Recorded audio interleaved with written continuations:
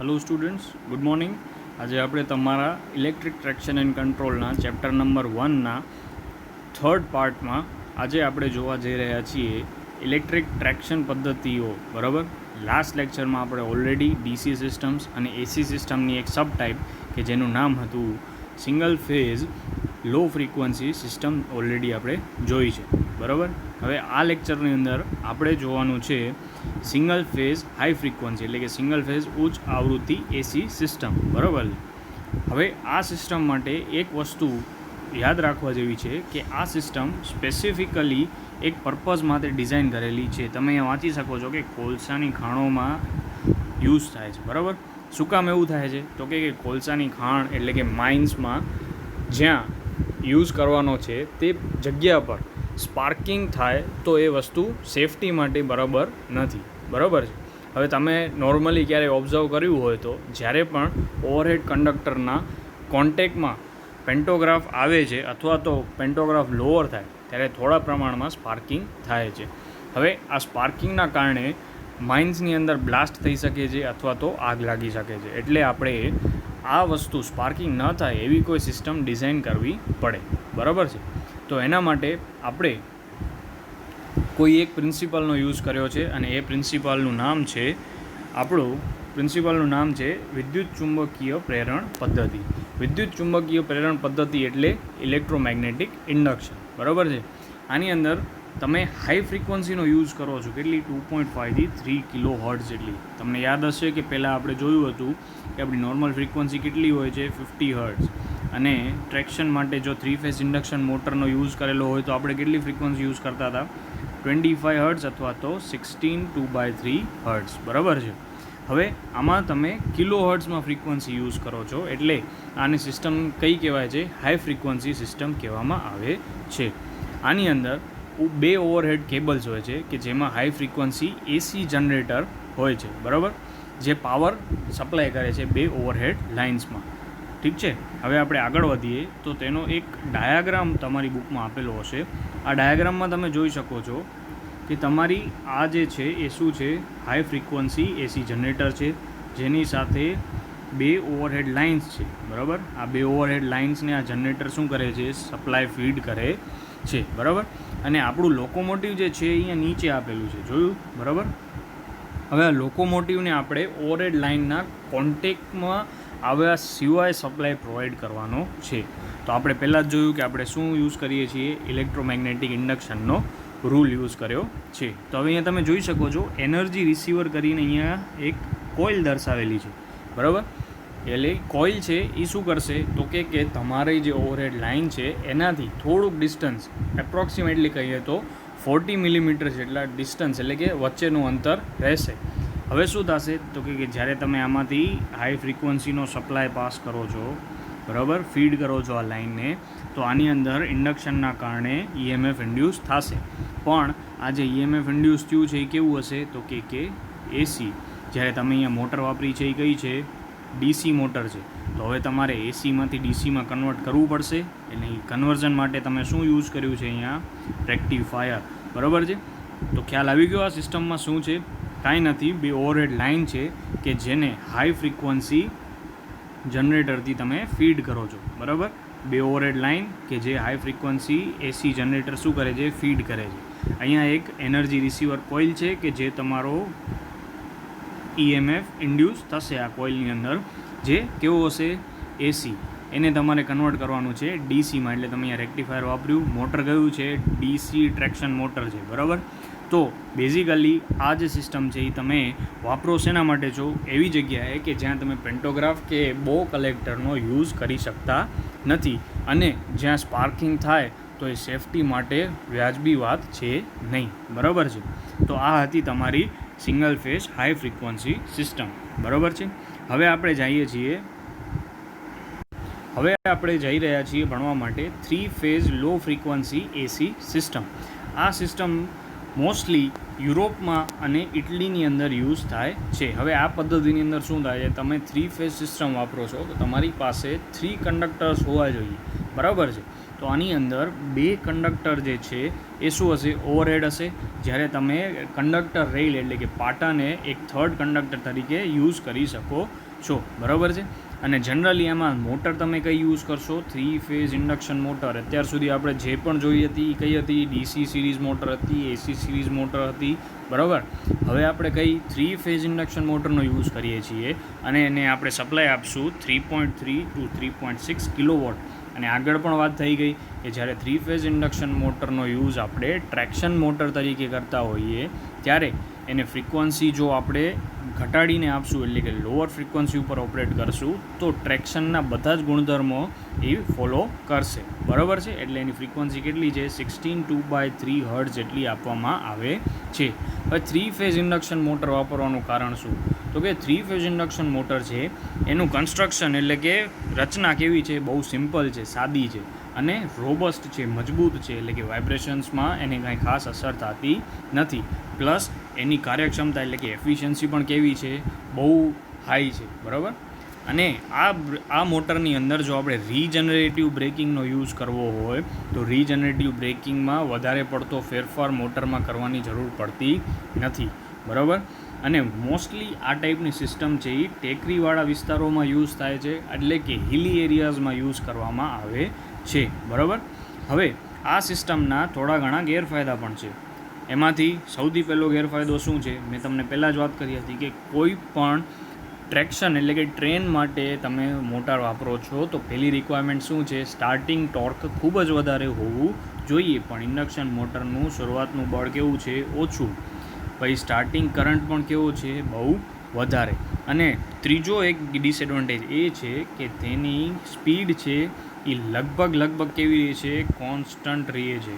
તો હવે આપણને સ્પીડ કંટ્રોલ કરવામાં પણ ખૂબ જ તકલીફ પડવાની છે. બરાબર. એના સિવાય બીજો એક ડિસએડવાન્ટેજ એ છે કે ક્રોસિંગ એટલે કે જ્યાં પણ 2 પાટા ક્રોસ થતા હોય તો ઉપરની લાઇન પણ ક્રોસ થવાની છે, જંક્શન આવશે. એ બધી જગ્યાએ જો 3 ફેઝ સિસ્ટમ હશે તો એની ઓવરહેડ સિસ્ટમ છે એ એકદમ કોમ્પ્લેક્સ થઈ જશે. બરાબર. એટલે કે અહીંયા લખ્યું છે જો ગૂંચવણ ભર્યું બની જશે. બરાબર. તો આ એક બીજો ડિસએડવાન્ટેજ છે. અને ત્રીજામાં વાત કરીએ તો શું કહે છે, તો કે આપણે એને ફ્રીક્વન્સી કેટલી આપવાની છે, 50 હર્ટ્ઝ નથી આપતા, 16/2/3 અથવા તો 25 હર્ટ્ઝની ફ્રીક્વન્સી આપીએ છીએ. તો હવે આ ફ્રીક્વન્સીને ઘટાડવા માટે પણ ઇક્વિપમેન્ટ્સ યુઝ થશે, સાધનો જોશે. તો એના માટે પણ એનો ખર્ચ શું થાય છે, વધી જાય છે. બરાબર. હવે આપણી AC સિસ્ટમ્સ લગભગ બધી કવર થઈ ગઈ. હવે આપણે વાત કરવાની છે મિશ્ર એટલે કે કમ્પોઝિટ સિસ્ટમની વાત થાય છે. બરાબર. કમ્પોઝિટ સિસ્ટમ શું કામ ડેવલપ કરવામાં આવી, તો અત્યાર સુધી આપણે જેટલી પણ સિસ્ટમ જોઈ AC અને DCમાં બધાને પોતાના ફાયદા હતા અને ગેરફાયદા.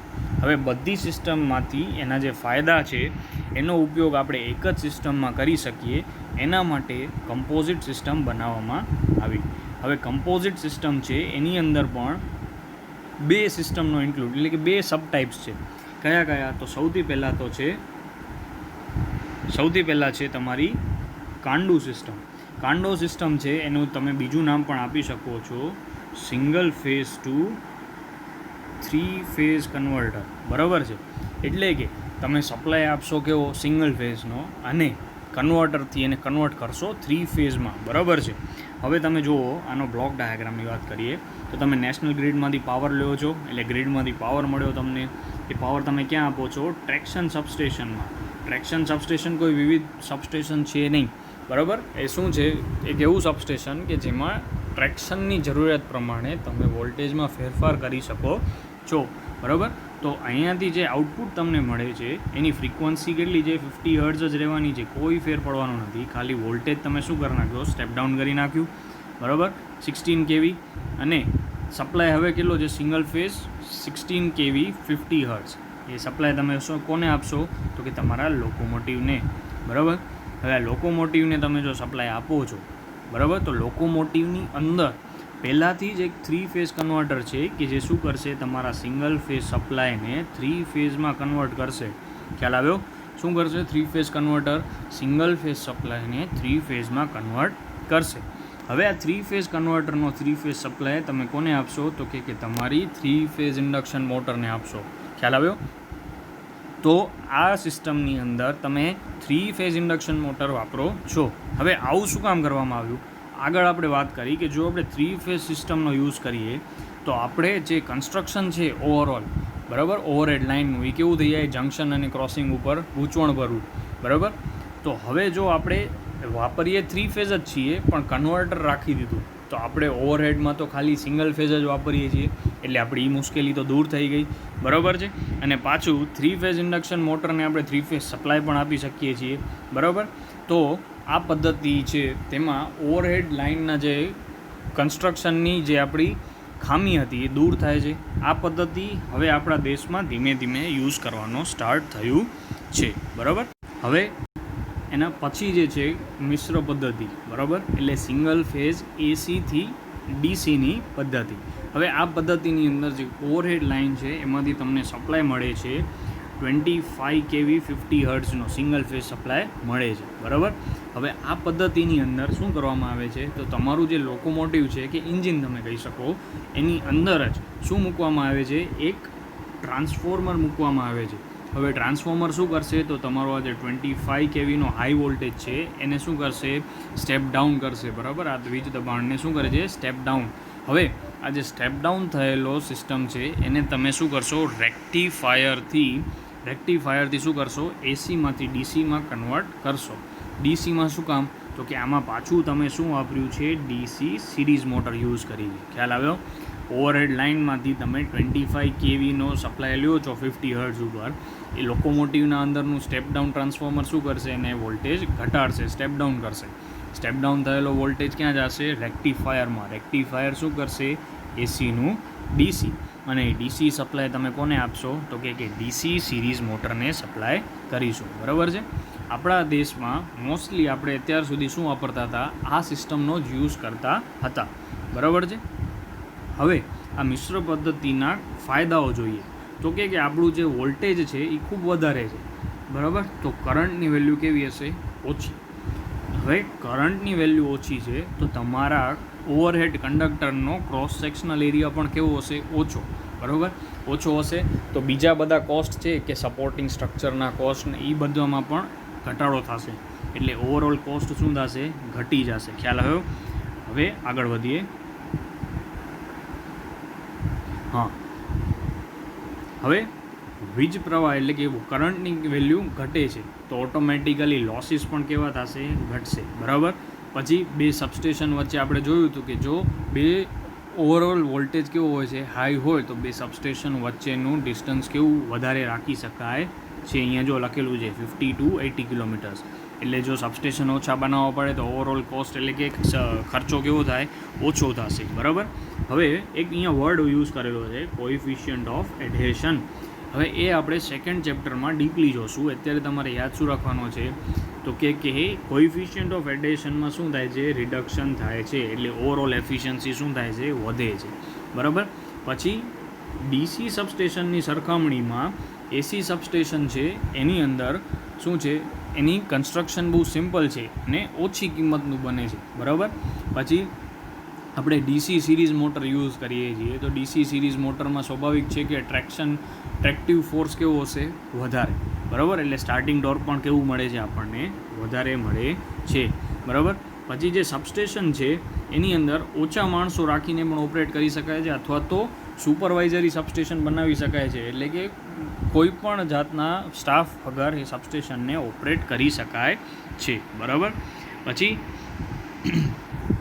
એસી લોકોમોટિવની સ્ટાર્ટિંગ ક્ષમતા ડીસી લોકોમોટિવ કરતાં લગભગ 2 થી 3 ગણી વધારે પાવરફુલ હોય છે. સ્ટાર્ટિંગ ટોર્કની આપણે વાત કરી તેની જ વાત છે, બરાબર. પછી વધુ ક્ષમતાવાળા અને પાવરવાળા સબસ્ટેશન લાંબા અંતર સુધી શક્તિ આપી શકે છે. એનો મતલબ કે બે સબસ્ટેશન વચ્ચેનું ડિસ્ટન્સ આપણે વધારે રાખી શકીએ છીએ. અને લાસ્ટ પોઈન્ટ જે છે એ થોડોક સમજવા જેવો છે, ગ્રામ્ય વીજળીકરણને વેગ મળે છે. હવે આપણે કોઈ એરિયામાં રેલવે લાઇન નાખીએ છીએ, બરાબર, જે ઇલેક્ટ્રિક રેલવે છે, બરાબર, ઇલેક્ટ્રિક સિસ્ટમ છે, તો તમે આજુબાજુના ગામડાને તે સબસ્ટેશનમાંથી પણ વીજળી પ્રોવાઈડ કરી શકો છો, બરાબર. તો આનો કહેવાનો મતલબ એ હતો. હવે તેના ગેરફાયદાની વાત કરીએ તો તમે સિંગલ ફેઝ વાપરો છો તો તેના કારણે 3 ફેઝ સિસ્ટમની અંદર અનબેલેન્સ આવી શકે છે, અનબેલેન્સ સર્જાઈ શકે છે, બરાબર. હવે આ અનબેલેન્સ્ડ શું છે, અનબેલેન્સ્ડ સિસ્ટમ શું છે એ આપણે ઓલરેડી એસી સર્કિટમાં ભણી ગયા છીએ, બરાબર. અને લાસ્ટ ડિસએડવાન્ટેજ કે ધારો કે કોઈ રેલવે લાઇનની ઓવરહેડ કંડક્ટર ત્યાંથી પસાર થાય છે, તો બાજુની એની અંદર ધારો કે સ્પાર્કિંગ કે આર્કિંગ થયું, તો હાઈ વોલ્ટેજ ઉપર આર્કિંગ થવાને કારણે આજુબાજુમાંથી જો ટેલિકમ્યુનિકેશનની લાઇન બરાબર પાસ થતી હશે તો શું થશે, એમાં અવરોધ ઉત્પન્ન થશે અથવા તો નોઇઝ ઉત્પન્ન થશે, બરાબર છે. તો આ બે ડિસએડવાન્ટેજ હતા. તો આપણે આ રીતે વિવિધ જુદી જુદી ટ્રેક્શન પદ્ધતિઓ જોઈ. હવે આની અંદર તમને કાંઈ પણ ડાઉટ હોય તો તમે મને વોટ્સએપ પર કોન્ટેક્ટ કરી શકો છો, બરાબર.